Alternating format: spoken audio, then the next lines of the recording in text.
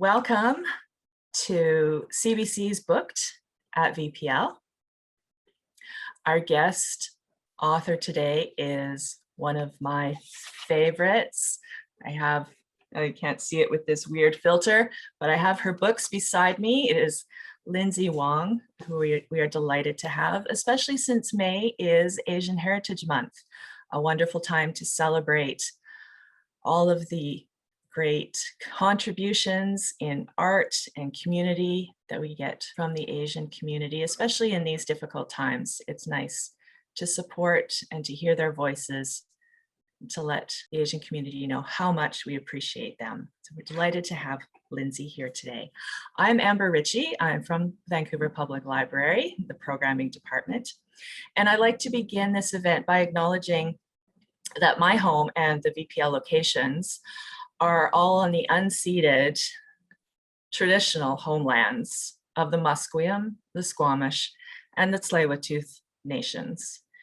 It's very important to know whose land you're on.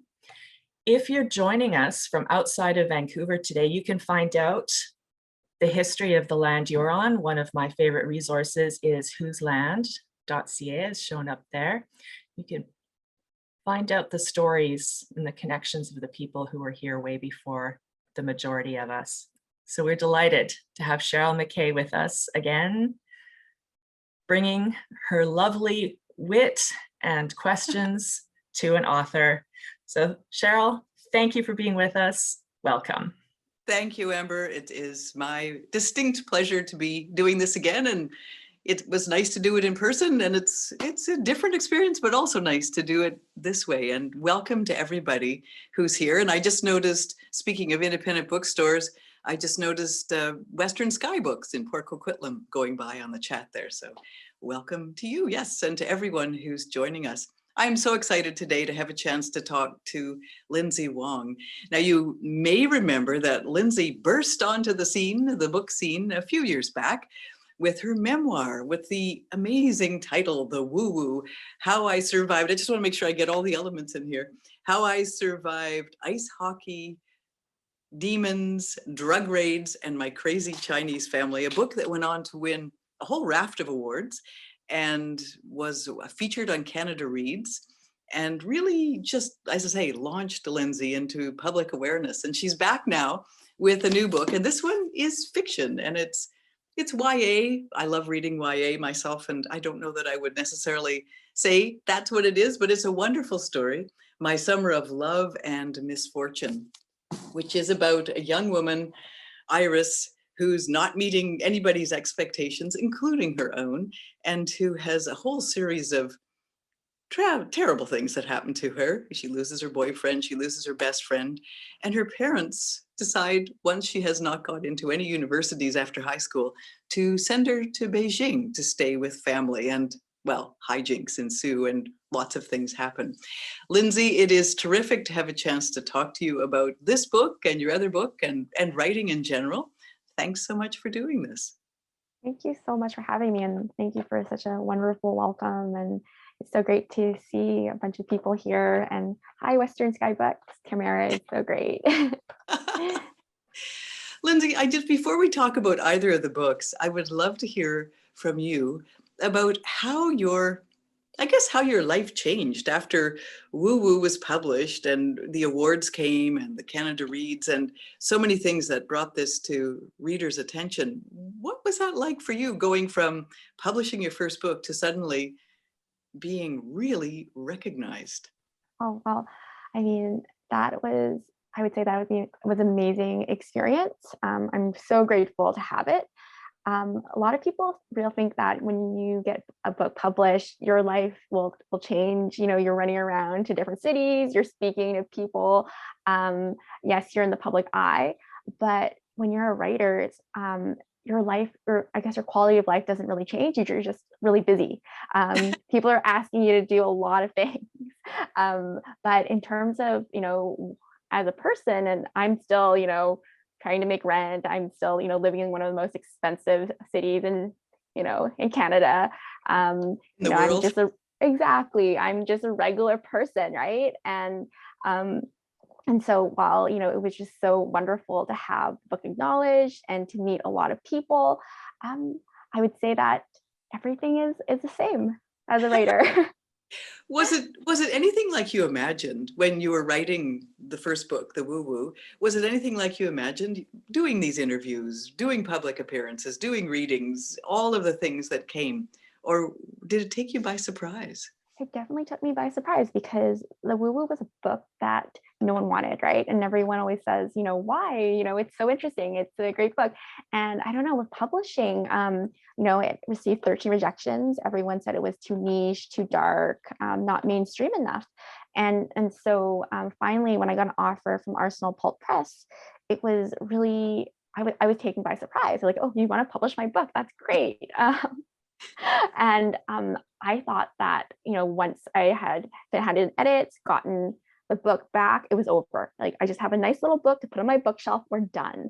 But it turned out to be something that people wanted to talk about. And then I was having to do all these interviews. And and writers, I think people don't realize are really shy. We're really introverted. And so when you have to talk about all these personal experiences that you'd never talked about, really, some of my friends, they had no idea about my family or whatever, and so they'd read the book and they were really shocked, and so in many ways it was sort of like a public coming out of, Yes. hi, this is my family, this is me, and I'm a shy person, now I have to talk about all these things. So it was an experience for sure. Yes, I can see that would be nothing that you would necessarily anticipate. Oh, now I'm going to have to get up on stage or on the radio across Canada or whatever and talk about mental illness in my family and talk about all kinds of things that, like you say, your friends didn't even know about. Yeah, Who's this beside you on the couch here? Sorry. Oh, yeah. I have a bunch of these bears on the background. They're like my decorations. So, yeah. So, Lindsay, what was it that made you decide this book was going to be fiction? So after The Woo Woo came out, Simon Pulse in New York, they're now defunct, they approached my agent and me and said, do you want to write a YA book? And of course, as someone who had never, who had so much trouble getting published, I was like, of course, yes, I'll do anything you want me to do. And so My Summer Love Misfortune was a collaboration between Jennifer Ng and me. Jennifer Ng is the editor, and we decided we wanted to do a book about sort of a bad Asian, someone who is just, not the stereotypical Asian minority. She's not studious at all. She's not at all academically inclined. She doesn't know what she wants to do, and she's every, parent's worst nightmare. And so Iris Wang was born, and so was My Summer Love Misfortune, and it was just so much fun to write. When you say it was a collaboration, do you mean you did a lot of brainstorming? We talked a lot about, identity and what it means to be either Asian or Asian Canadian or Asian American, right? Because it's something that, what about, kids who are born in North America? Like, where do they fit in, right? I was born and raised, in Vancouver. I had never been to Asia until, Canada Reads. And then my parents were like, oh, I guess we should go back and kind of avoid, all this national attention.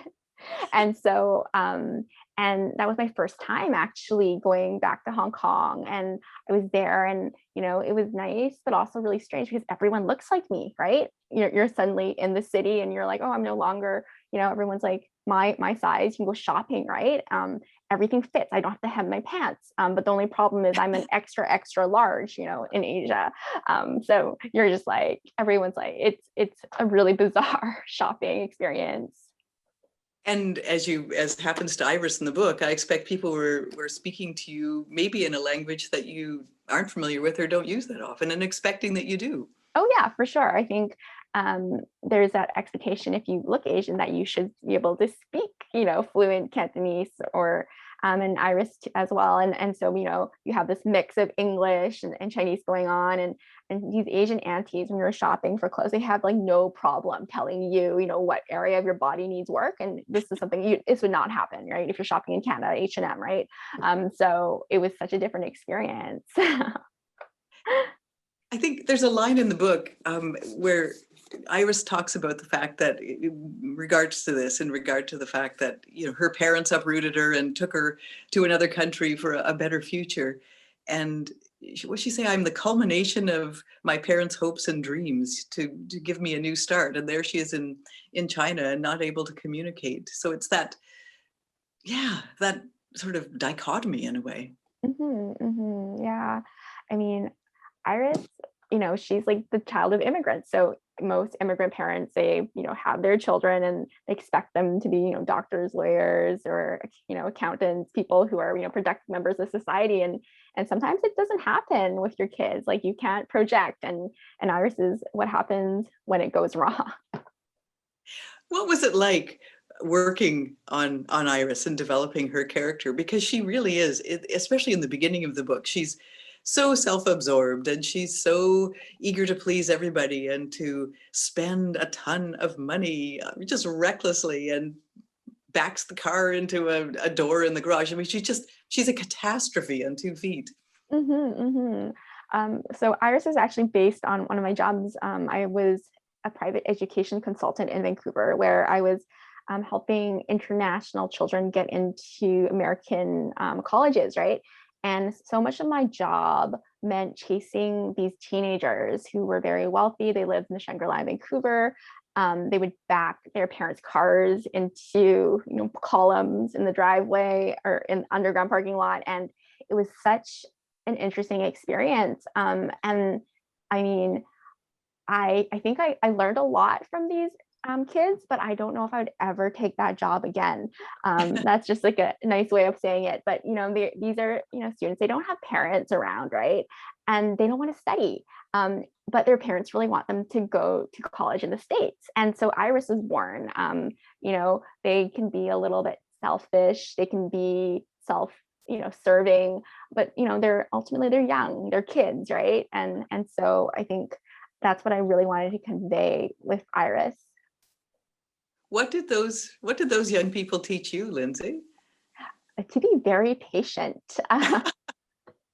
But I mean, in the end, we got along, but it was a trial by error, just having to deal with all these things that were happening and them not wanting to study. Do you know how hard it is to get teenagers to study for the SATs when they don't want to? I have a bit of an idea. Yeah. Yeah. It's like almost like pulling teeth, right? Yeah. And then, like you say, you had no authority, so it was even worse. For sure, right? Your parents hire you, you're like your babysitter, you're their bodyguard, they're everything. So you took that experience then and put Iris in that situation, and then and transported her to China in a big hotel, having that same kind of life, except with an aunt and uncle who are really interesting and kind of mysterious. I think a lot of the parents, I kind of met some of their parents. I talked to them on WeChat or on their cameras, and they're in Asia and China. They don't really understand English, so I kind of took on some of their qualities of the parents and put them in the aunt and uncle, and so that was kind of fun. They're fabulously wealthy. They are. And so you used some of your experience here, just imagining that very different world, I guess. For sure, yeah. It was so interesting to see it. I mean, in many ways, I think Vancouver is sort of like a mini Hong Kong or a mini Beijing in so many ways. And so just I had to do a lot of research on YouTube, and I had to ask some of my friends who were in Beijing. I would text them and be like, so I'm looking outside your window. What do you see? Is this how it works there? So that's the beauty of technology and being able to kind of call anyone whenever you need to. Have you been to Beijing yourself? I have not. So I'd written the first draft of the book before we went to Hong Kong, right? And then after going to Hong Kong, I was like, okay, so this is how Asian culture works. And I also got to meet family that I didn't know existed. I don't know, my family is kind of strange if you haven't figured that out by now. And my dad would be introducing us to, this is, Uncle so-and-so, this is your cousin. And I'm like, how come we don't know these people? Like, why haven't we talked to them before? And I think my dad was like, well, he's like, they weren't important, they're not important till now. And so We did a lot of eating. We had like 6 meals a day. You know, when you meet relatives that you didn't know existed, they just take you out to eat. So that's what I did for 2 weeks, you know, like Iris. So did you add both of those things more in the book then after your trip to Hong Kong? Because there are relatives that Iris never knew existed who suddenly she's involved with. That's the one thing. And then the food plays such a big role in this book. It does. I did a lot of, you know, research. And I was, you know, sampling all of these different types of foods. And Oh, I was like, tough. oh, yeah, I know, right? I'm just gonna add this meal I had into this book. Yeah, so that's, you know, that's the best part about writing, I think. You get excuse to eat. Yeah, you the food scenes are so vivid too. It made me hungry, every one of them. And you have the really fancy meals in hotels. You have these lavish breakfasts that are left out for her by her family. And then later on she goes to a street market in Beijing as well. Tell me about researching that part. There's a lot of food markets in Hong Kong, and I met up with a friend there, and she kind of took me around, and we were just eating like fish balls and bubble waffles and just everything, right? Because it's all left out, and you know it's there, right? And that's I think the best part about going to Asia, it's the food and the shopping. Yes, the shopping that's also in the book too.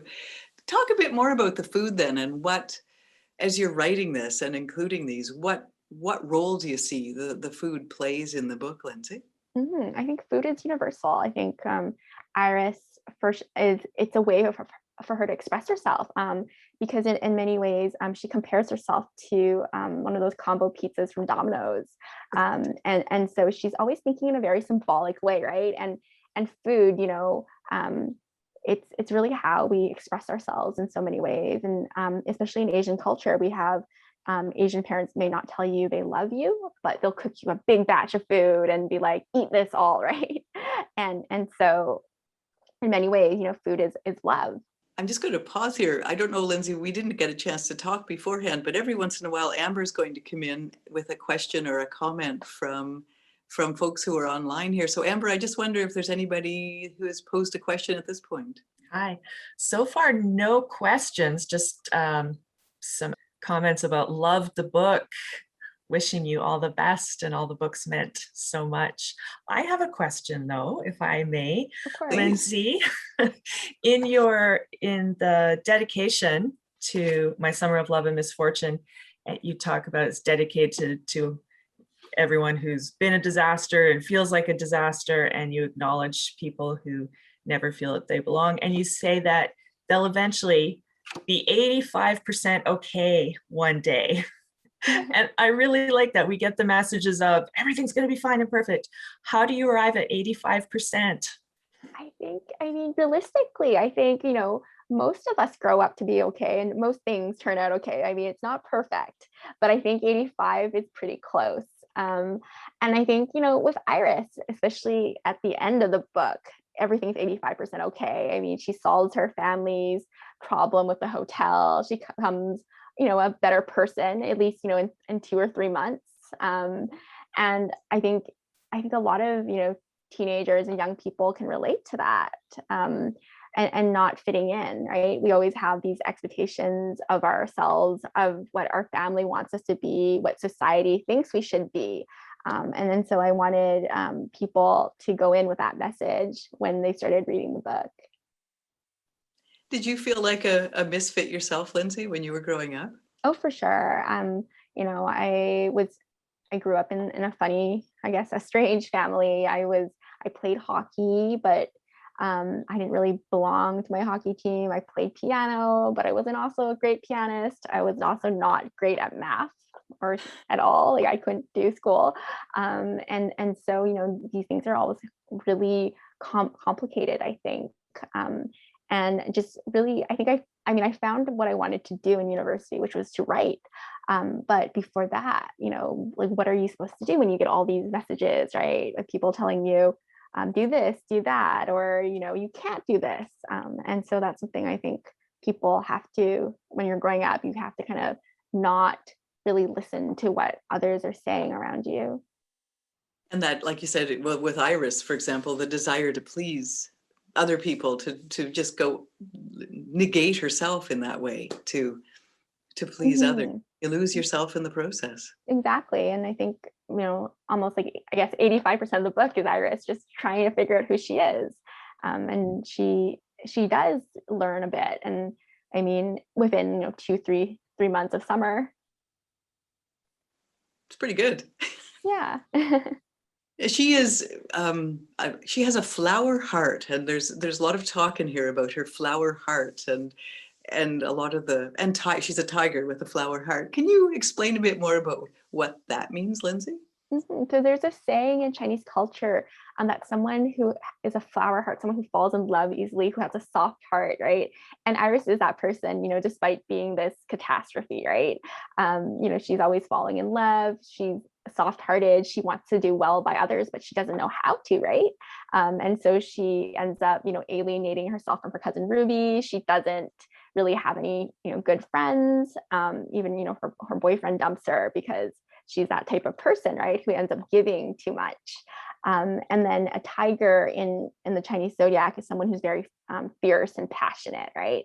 And those are all these things that Iris is. And I think in Chinese culture, we tend to kind of give everyone attributes based on when they were born. So if you're born in the year of the tiger, you're this. If you're born in the year of the ox, you're stubborn, right? And so Right. people tend to Chinese people kind of base, personalities and characteristics based on these zodiacs. What are you? I'm a bunny. I'm You're a a soft bunny. little Okay. bunny. Yeah. I don't think I'm like one of those like nice bunnies. I'm more like one of those skittish hares. Like I'll like just hop everywhere. Or maybe the Energizer bunny, like with the drum, maybe. The constant energy. Yeah. I can be that kind of bunny. You mentioned her cousin Ruby, and Ruby does something that I've never heard of before, but maybe it's a thing that really exists. Her cousin Ruby competes in a series of competitions whereby she grooms dogs to look like other creatures, like Miss Piggy. She's practicing to make a dog look like that. Is this something for real, or did you invent this? Oh, it's real. I was watching YouTube one day and I thought this has to be in the book. Like I want to write a book about dog grooming competitions, and maybe that will be my next one. Yeah, people like will actually spend hours and hours grooming their dogs to look like other creatures or characters. It's amazing. Like what else? What other kinds of things did you see when you were watching the YouTube videos? I saw a lot of Disney characters. I saw a lot of pandas. It's amazing. Now, this is one of those speaking of rabbits, this is one of those rabbit holes that one goes down on YouTube whilst researching for a new book, is it? Oh, for sure. Yeah, I mean, I almost wanted to take up dog grooming. I was like, I like, where do I get all these dogs and all this time, and how do I learn? Can't even cut my own hair, so how can I cut a dog's hair? It's amazing what's out there, and all on YouTube. Mm-hmm. Lindsay, what was the experience like writing a work of fiction after having had the experience of the memoir? Yeah. So with, I always say writing makes me want to gouge out my eyeballs. I wrote that in the woo-woo, and it's true. All writing, I don't know. I'm one of those writers who I don't enjoy writing, but it's something that I feel like I'm compelled to do. With memoir, I'm always saying it's like that. It's like kind of push this boulder up a giant hill, right? You're pushing it and just kind of going slowly. With fiction, the boulder's, coming down the hill and you're running after it, at least in my experience. So it's very, very different. But I mean, both are hard work, I would say. Like I always tell people, are you sure you want to be a writer? If there's nothing else you can do, then I guess you can do it, but don't write a memoir, like just don't do it unless you have to. Can you talk a bit more about that feeling of chasing the boulder down the hill with the fiction writing? It just feels in many ways, because with memoir, for example, you're always like taking events that happen to you, right? And you're just kind of putting them in order to make sense of it for the reader. With fiction, anything can happen, right? You have subplots, you have, different characters. It's kind of out of control in many ways. And for you as a writer, you're kind of having to, rein it in and make sense of it. So it's a very different experience. Huh. It feels almost chaotic, I think, with fiction. Right. Okay. And then are you one of those writers who had the experience of characters doing things you didn't expect, or plots taking turns that you didn't expect? For sure. I mean, I plotted out my summer And then I knew for sure I was going to take all these experiences working as that education consultant. And then I was on YouTube and I saw these dogs and I was like, oh, this has to be a plot. Can I just change the whole book? But of course it was too late. So I'll just have to take this, dog plot and put it and give, Ruby some kind of, hobby, right? And so that became something, right? And a little subplot in the book. So it's always And did magical. magical. Did the characters ever do things too where you thought, I didn't expect you to do that, but here we go? Sometimes, like if you're writing a scene and they say something, you're like, oh, that's pretty interesting. I'll keep that there and see what the editor says. So that's my experience with fiction. But it's all very different. I think every book I'm reading a collection of short stories right now, and that's adult fiction, and that one doesn't feel like I'm chasing the boulder. It feels like I'm holding the boulder for a very long time. So it's a very different experience, I think, because short stories are really contained, right? And you have to be really disciplined just to get all that information in these like squares, as I say. Yeah, it's sort of like a pressure almost, right? A bit of a pressure cooker or something. Yeah, that's a great analogy. I'm going to call it pressure cooker fiction.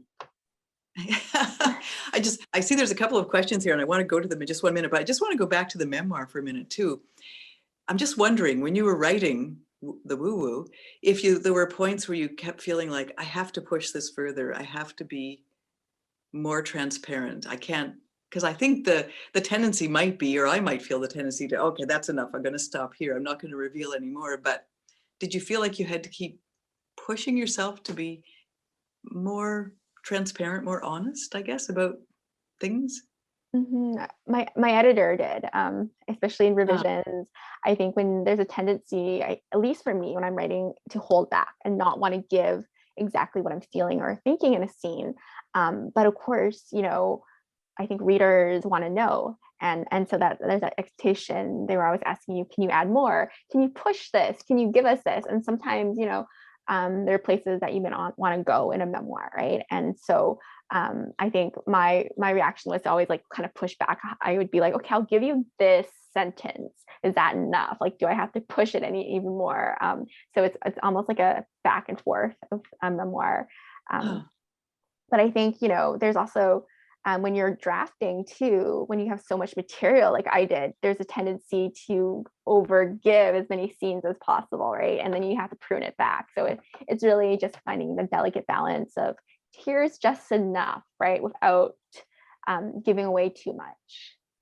It's interesting, like you say, it's always a collaboration when you're working with an editor with the fiction or with the nonfiction, isn't it? Where they're pushing you a bit further or nudging you a bit this way or that. It must be a really interesting experience. It's very interesting and also very amazing just to have someone tell you what's working and what's not working, right?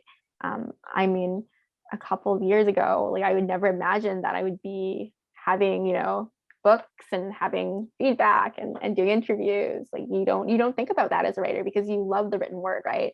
Like I always say, like no one wants to be a writer for the attention or the fame. You do it because you want to stay home in your pajamas and you want to talk to yourself while you're writing, right? And eat junk food. At least that's my excuse. Yeah, I saw somewhere your menu. It was kind of scary. It involved a lot of ice cream and processed things, I think. Yeah. Like I will eat anything in a box or bag, and that's my thing. Amber, did I see a question or two pop up there? Yes. So the question is, have you always written all your life? And was it in university, in particular, writing courses where you decided to be a writer? Or were you inspired by other university experiences? I didn't know that I wanted to be a writer when I was younger. I was one of those, I guess like Iris, I had no idea what I wanted to do. But I got into the BFA program at UBC. And I think, I was lucky they took me in. I had a really kind professor tell me, there's raw talent here. You should pursue this. And then I got into the MFA program at Columbia. And so that's sort of where my journey started as a writer. But I think if I had not been horrible at every other subject, I would not have found creative writing. Creative writing, everyone gets an A. So that was sort of, I always joke that, that's why I became a writer. But yeah, I've been taking courses, since university. Was it, when did you realize then that it was the thing? Like you say, even now, it's kind of unpleasant for you, but you can't not write. When did you realize, oh, this is my thing? I would probably say university. Like, I mean, while I mean, it's unpleasant. I don't enjoy the act of writing, but at the same time, it's a compulsion, right? It's like this need to maybe, to get thoughts out of my mind and make sense of them on paper. I think that could be a reason, why I write, like identity, sense of self. Um, so that could be, that compulsion, that need to just channel all these feelings and put them, on paper. Um, yeah, I would say that.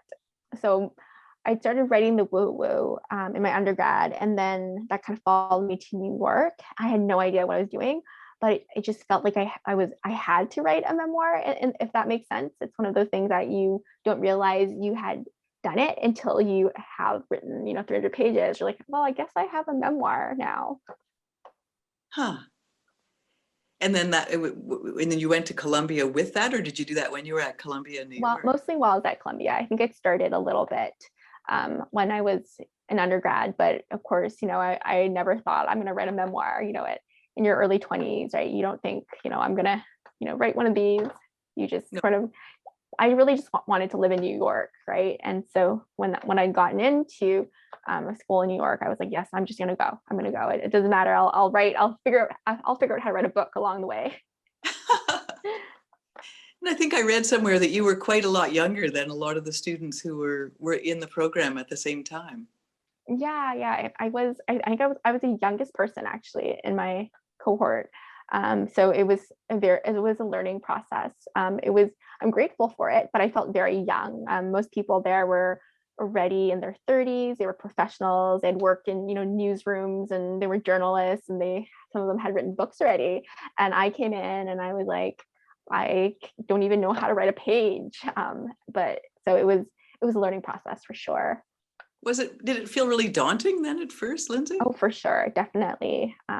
Because you have all these, really high standards, and these professors, they were all kind of very stiff and older, and they did not like any nonsense.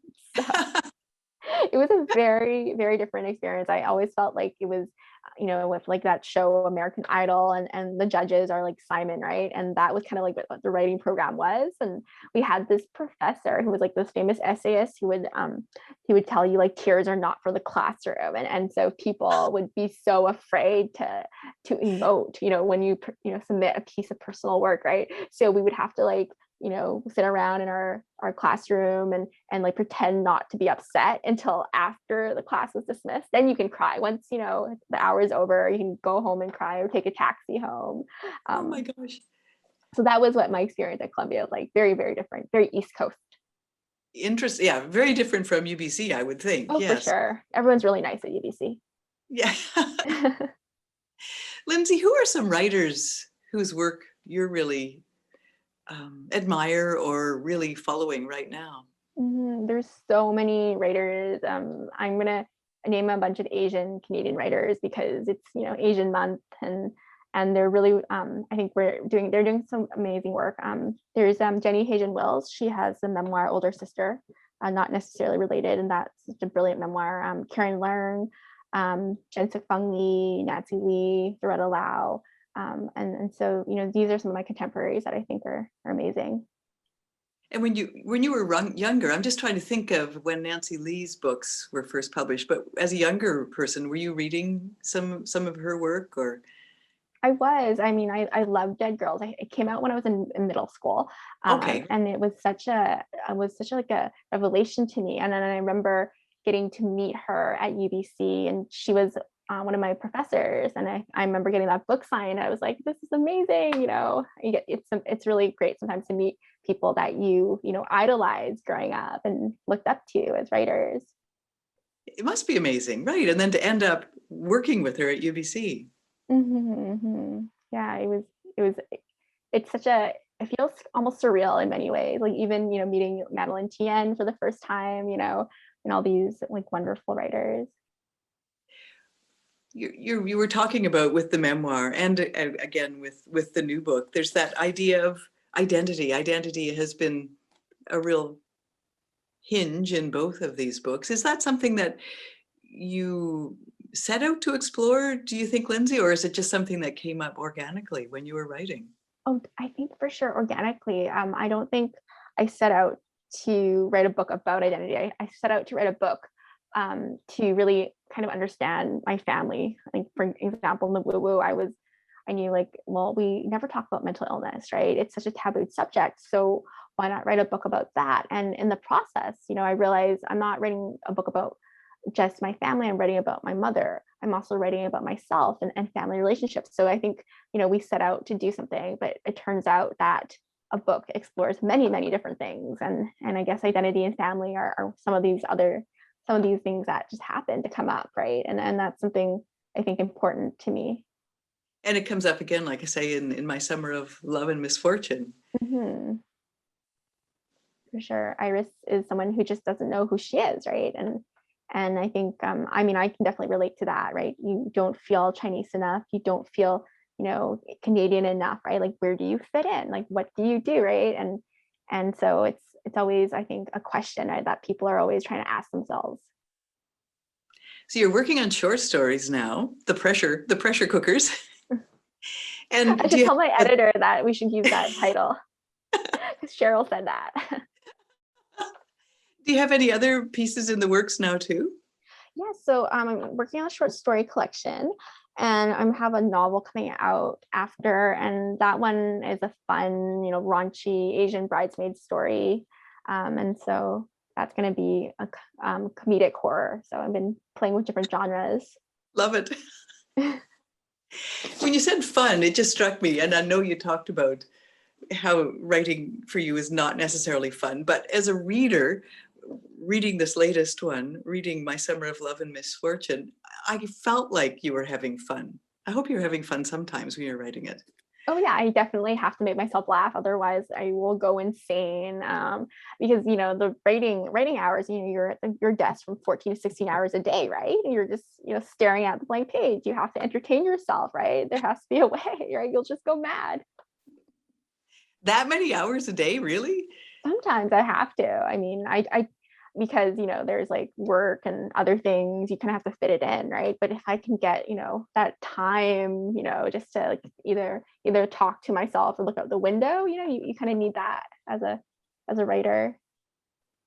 So there's an interesting announcement that we have to talk about a little bit too, and that is the fact, Lindsay, that you are the 16th writer in residence at the Vancouver Public Library for the next little while, and you've just begun.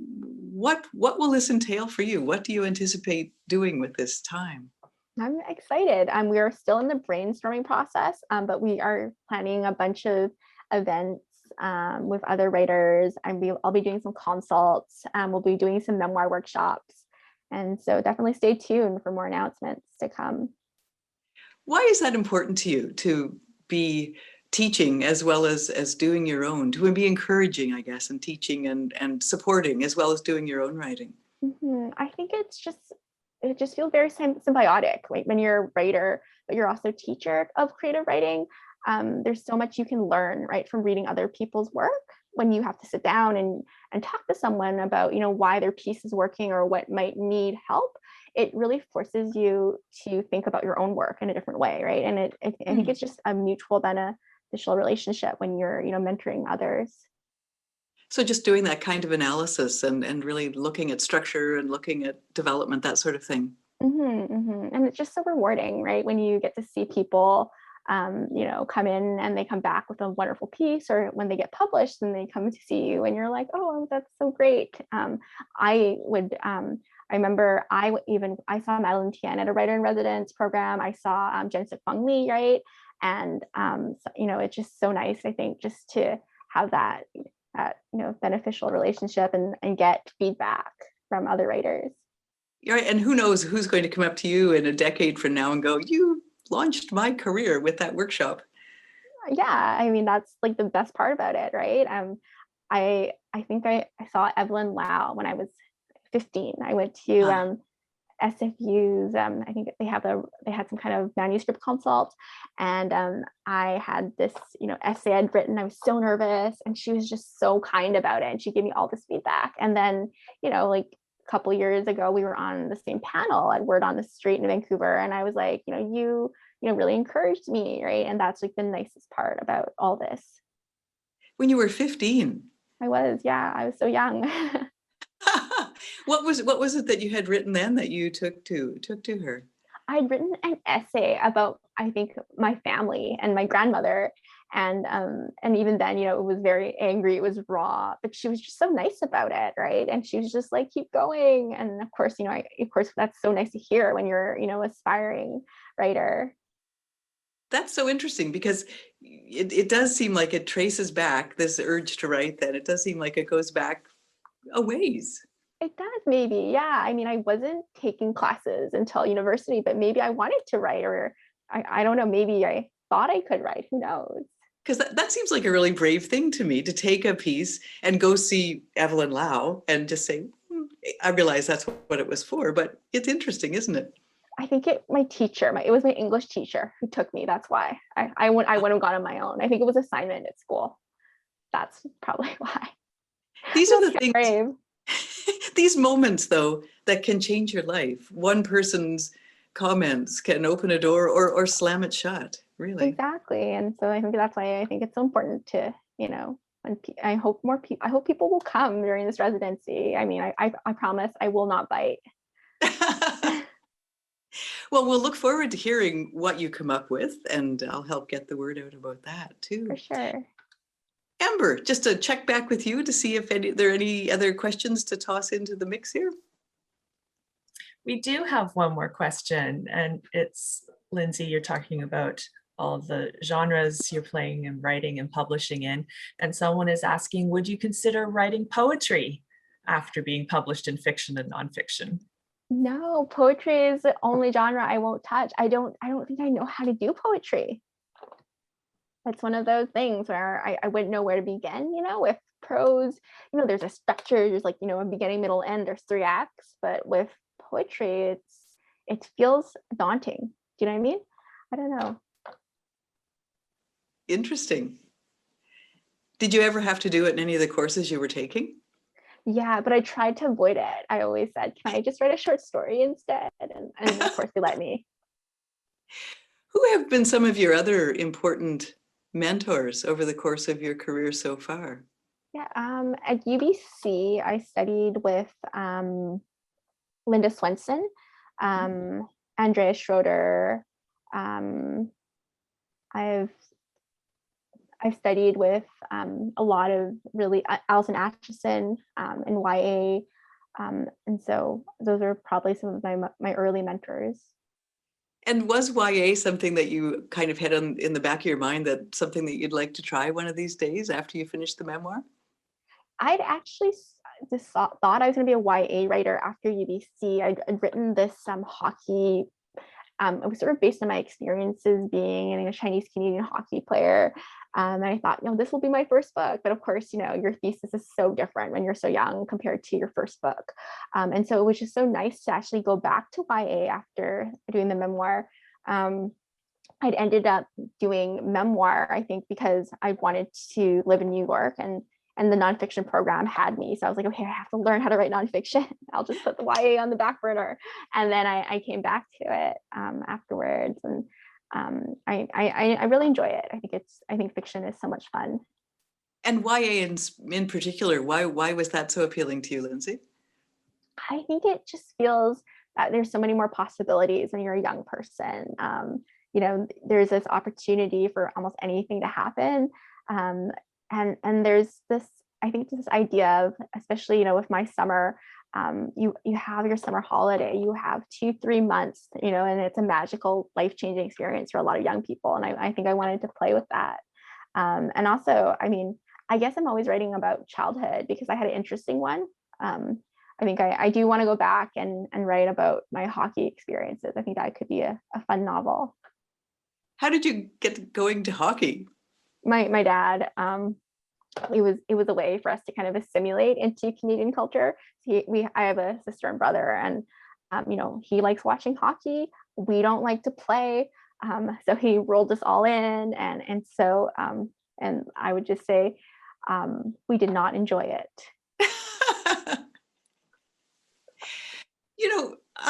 When I was introducing you, I kind of said, I don't know about this calling something YA, it almost seems to draw a circle around it. And I love reading books that are intended for the younger audiences. I mean, it's just, I don't know, it's a funny designation, don't you find?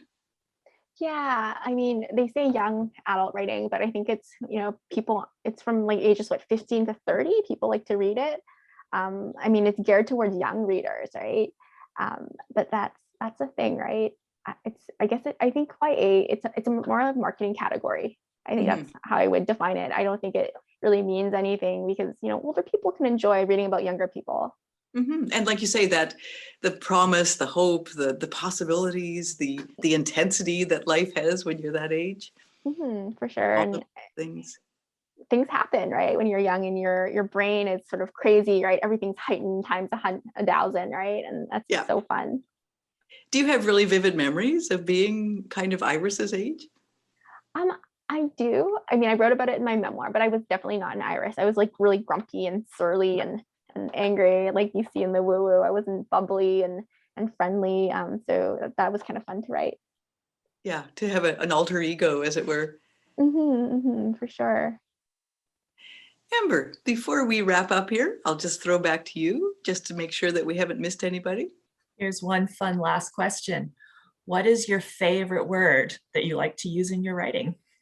You know what? I don't have a favorite word, but that's so funny because my agent was editing my first manuscript and she said that I had used the word moldy 37 times. And I was like, really? Am I describing everything as moldy in the woo-woo? And so we went through there. And then recently I got my line edits back from my editor for my short story collection. And she said, you used the word strange 27 times in this manuscript. I'm like, oh, okay, good to know. I had no idea. So I guess moldy and strange are the go-to words that I've been using. And I had no idea.